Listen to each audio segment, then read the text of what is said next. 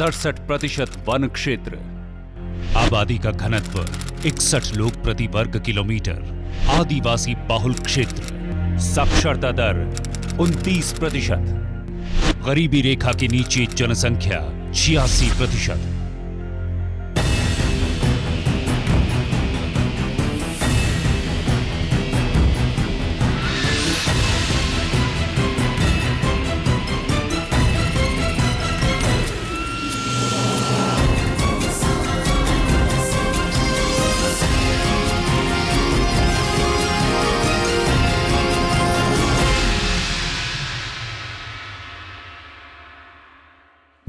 छत्तीसगढ़ के दक्षिण बस्तर में बसा दंतेवाड़ा। दंतेवाड़ा सामाजिक और आर्थिक दृष्टि से पिछड़ा इलाका है। सरकार की लगातार कोशिशों के बावजूद भी यहां विकास की दर धीमी ही रही है। कारण कम घनत्व में बसे असाक्षर आदिवासियों का दुर्गम स्थानों में निवास। परिणाम स्वरूप इनका बाहरी दुनिया से नाम मात्र संपर्क। अविकसित दंतेवाड़ा विकास के पथ पर पहले से ही डगमगा रहा था। और फिर नक्सल का फैलता नेटवर्क। दंतेवाड़ा में नक्सलियों ने सीआरपीएफ के कैंप पर हमला करके 76 जवानों को मौत के घाट उतार दिया। वामपंथी संगठनों के लगातार इस इलाके में सक्रिय होने से हालात बद से बदतर हो गए।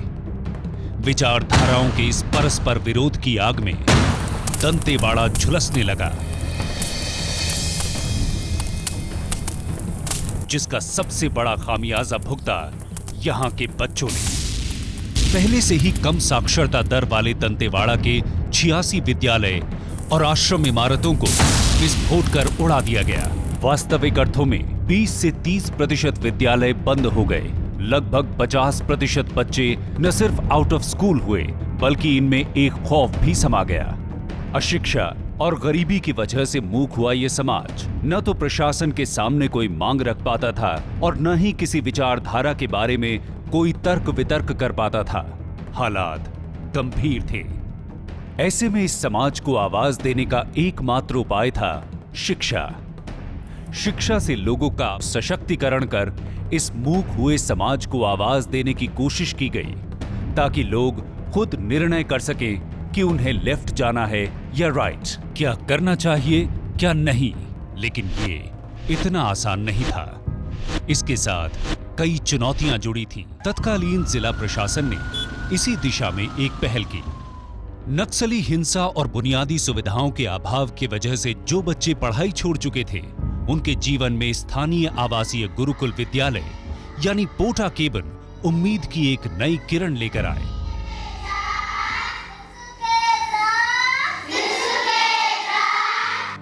दूर दराज के गांवों में जहां स्कूल नहीं चल पा रहे थे, ऐसे बच्चों के लिए जगह जगह पोटा केबिन्स की शुरुआत की गई, ताकि उन्हें शिक्षा की मुख्य धारा से जोड़ा जा सके।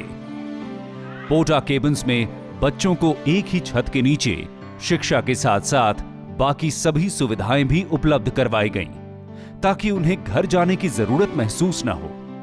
इस योजना के दो सीधे सीधे फायदे थे। एक तो आवासीय विद्यालय होने की वजह से बच्चों में पढ़ाई का माहौल बना, और साथ ही ये डर के माहौल से भी दूर थे। इतना ही नहीं, इन बच्चों को महत्वाकांक्षी बनाने के लिए विज्ञान आश्रम पुणे के साथ मिलकर इन्हें तकनीकी ज्ञान भी दिया गया। हम लोग को यहाँ रहना बहुत अच्छा लगता है और मैडम सर अच्छा तरह से पढ़ाते हैं और 3 टाइम खाना मिलता है। हमको यूनिफॉर्म, जूता, चप्पल, टाई, मोजा, बेल्ट, खेल ड्रेस मिलता है। मैं बड़े होकर मैडम बनना चाहती हूँ और बच्चे को पढ़ाऊंगी। लेकिन 500 छात्रों की क्षमता वाले इन पोटा केबिन्स में फिर भी बच्चे आने से कतरा रहे थे। सबके अपने अलग अलग कारण थे। यहाँ पर एक बड़ी भूमिका स्थानीय अनुदेशकों ने निभाई। हमारा अनुदेशकों का काम है कि दूर दूर गांव से जाके बच्चे को लाना, उसके माँ बाप को बताना कि शिक्षा कितना महत्वपूर्ण है। जब से मैं यहाँ कार्यरत कर रही हूँ, तब से अभी तक 30-40 बच्चे को यहाँ इकट्ठा करके लाई हूँ। स्थानीय अनुदेशकों के अलावा देश के अग्रिम शिक्षा संस्थानों से भी कई स्वयंसेवक इन पोटा केबिन्स में आकर इस मुहिम से जुड़े और वो न केवल इन छात्रों के विश्वसनीय सलाहकार बने, बल्कि साथ ही उन्होंने शिक्षा कार्य प्रणाली के सुधार में भी अपना योगदान दिया। इस कोशिश को बचपन बनाओ का नाम दिया गया। मेरा नाम राजशेखर रेड्डी, मैं आईसर पुणे से एमएस किया हूँ। मैं आंध्र प्रदेश से हूँ। इस साल 1 ईयर फेलोशिप में यहाँ पे आया हूँ। यहाँ पे बच्चों के साथ मैं सुबह 5 बजे से लेकर रात को 8 बजे बच्चे सोने तक उन्हीं के साथ रहता हूँ, उन्हीं के साथ काम करता हूँ। एक टीचर जैसा काम करता हूँ, एक मेंटर जैसा। दूसरी बड़ी चुनौती थी एक लंबे अरसे से बाहरी दुनिया और शिक्षा से कट चुके इन बच्चों का बाहरी दुनिया से परिचय बढ़ाना। तमन्ना इसी दिशा में की गई एक अनूठी पहल है। इसके माध्यम से छात्रों को विज्ञान संग्रहालय, जिला पुस्तकालय, जिला प्रशासन कार्यालय और बड़े शहरों से रूबरू करवाया जाता है। जिला प्रशासन की सोच है कि हमारे अंदरूनी क्षेत्रों के सारे बच्चे आज के हो रहे विकास कार्यों से रूबरू हों। इस मोटिवेशन को ध्यान में रखते हुए दंतेवाड़ा जिले के प्रत्येक बच्चे को वर्ष में एक बार जरूर दंतेवाड़ा का भ्रमण कराया जाता है। गत वर्ष लगभग 35,000 बच्चों को हमने तमन्ना प्रोजेक्ट के तहत दंतेवाड़ा का भ्रमण करवाया था। आस्था गुरुकुल नक्सली हिंसा में अनाथ हुए बच्चों के जीवन में जीवन के प्रति एक नई आस्था को अंकुरित करने का एक प्रयास है।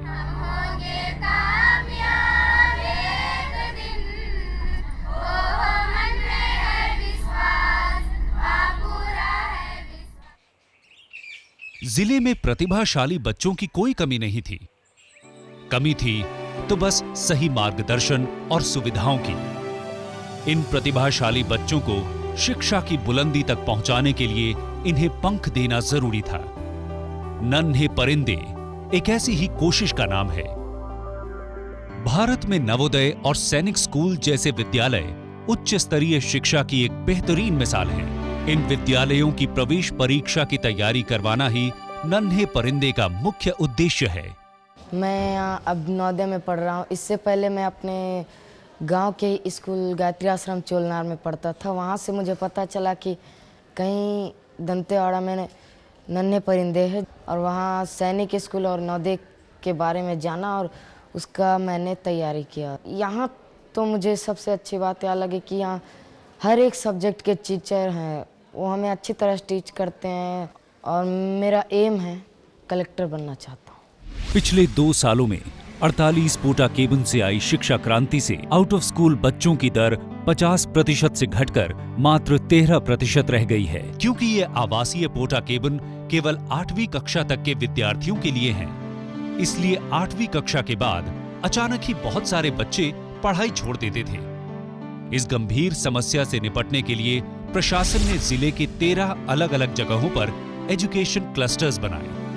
यहाँ पर कक्षा 9वीं से 12वीं तक के बच्चों के लिए आवासीय सुविधाएं भी उपलब्ध करवाई गई। इतना ही नहीं, दूर बसे छात्रों को वापस स्कूल में लाने के लिए शिक्षा सवारी योजना के तहत साइकिलें मुहैया करवाई गई। जिले की एक और बड़ी समस्या थी विज्ञान और गणित के अच्छे अध्यापकों का अभाव।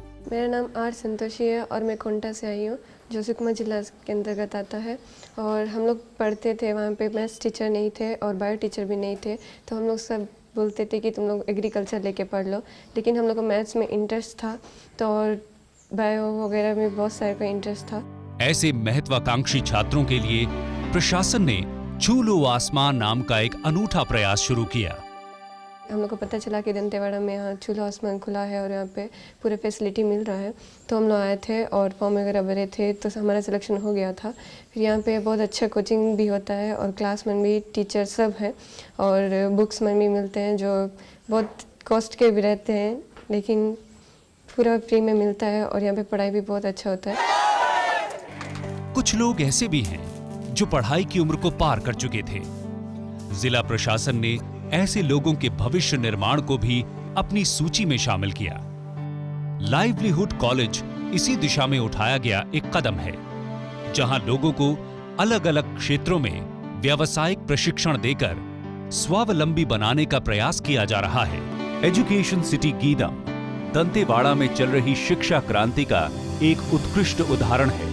100 करोड़ की लागत से बनी 150 एकड़ में फैली एजुकेशन सिटी एक ऐसा प्रयास है जिसमें तकरीबन 5000 छात्रों के लिए आवासीय सुविधाओं के साथ साथ पहली कक्षा से लेकर कॉलेज तक की शिक्षा दी जाएगी।